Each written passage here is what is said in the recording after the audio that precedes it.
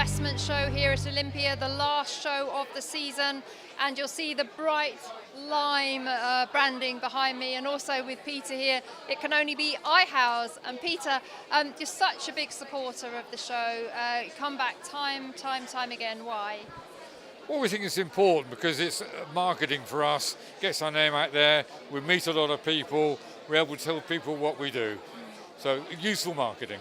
And also you're obviously a massive supporter of landlord education. You've got your YouTube channel, your newsletter, your advice line. This is a great day out for landlords because they often work in isolation, don't they? Oh yes indeed, yes, and it's critical that they know what's going on, critical to keep up to date. A lot of landlords say, well, I find out through the internet. How do you know what you're finding out is correct? It might not be. I actually had a bit of a, couldn't think of something the other day, Googled the name of the housing minister, got Brandon Lewis. Now, if I hadn't realised that was wrong, I would have taken it. So you can get information which is correct a few years ago, not now. You need to be up to date. Well, not only that, the private rented sector is changing so quickly. The velocity of change is so intense over the last 3 years, probably going to carry on. You know, we were talking in our panel debate earlier about the importance of landlords having a voice at a political level, and this brings me nicely onto your recent announcement that you were, a big part of having the Brighton selective licensing scheme overturned. So great to talk to you so soon after this news has come out, and congratulations to iHowz for your efforts. And this is a perfect example of landlord associations making a big difference. Indeed, and we can only do it by our membership and the generosity of some people giving extra money for that. It's probably cost us, I don't know, £25,000, £30,000 so far. It would have been a lot more if we'd gone to judicial review. But we did it by taking on a top quality barrister, really good man, cost a lot of money. He wrote some excellent letters, and he particularly wrote an excellent letter to the minister, persuaded him to reverse his decision. So, that's where it counts. Well, I have to congratulate you and the iHowz team. There's been such positive feedback on Property Tribes and the other forums as well for what you've achieved. And I think it comes at a time when landlords are feeling quite negative. And I think you've almost given us a little ray of hope.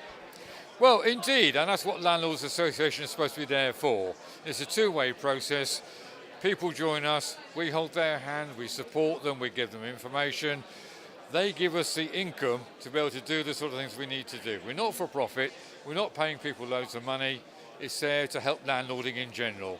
The sad thing is that this has affected all the landlords in Brighton. Only a few of them have bothered putting their hand in their pocket. Please, give us some more money. Well, yes, because you can do even more. Indeed, yes. And I'm going to stress, not for profit. Yes, that's why we're there. Indeed. Now, how do you think this overturning of the Brighton selective licensing scheme might impact on other consultations and licensing schemes in the pipeline? Has it set any kind of precedent, or it's given a way forward to challenge this? Well, it's critical, and this is why we took this particular one on, because we thought if we can win this one, and we want to continue working with Brighton and Hove. So it's not a victory as such.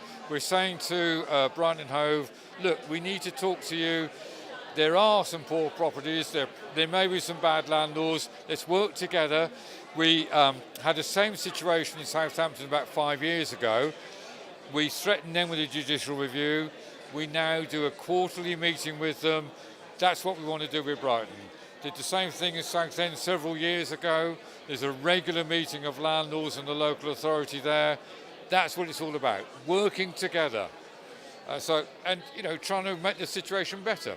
I'm so glad you said that, Peter, because in my panel debate earlier, we were talking about how all the good operators in the private rented sector, we actually all want the same thing, and that is to improve standards for tenants. Yes. In my opinion, we all share a lot of common ground, and we should work together, not regard local authorities as the enemy, not regard housing charities as the enemy. They just want better standards for tenants. Isn't that what we want as well?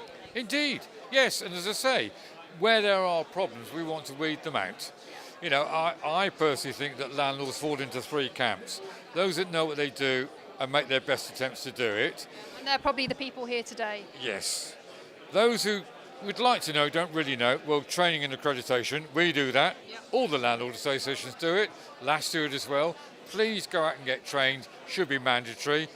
There are those very small minority of criminal landlords, not rogues, Yep. criminal landlords who no matter what are not going to do the right thing. Please, local authorities, government, concentrate on them. Get them out of the industry. None of us want them. And we will work together to help improve the people who don't really know what they're doing and help to get rid of those bad landlords. That's what we want to do. Well, we all share that view, I think. Yep. Have you had lots of good comments Yes. here today from people? Yes, it's been lovely.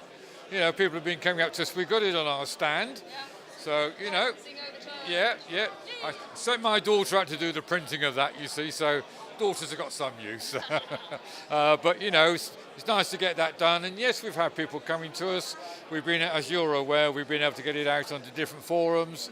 So, as you're also aware, we're not very good at social media, but we're trying, we're getting there. So, you know. Well, you know, that's one thing that landlords can do is to spread the word about these kind of scenarios, because it is creating awareness, and it shows that there is a way to challenge these schemes, and you've proven that it can work. I'll give you an exclusive that even my colleagues don't know.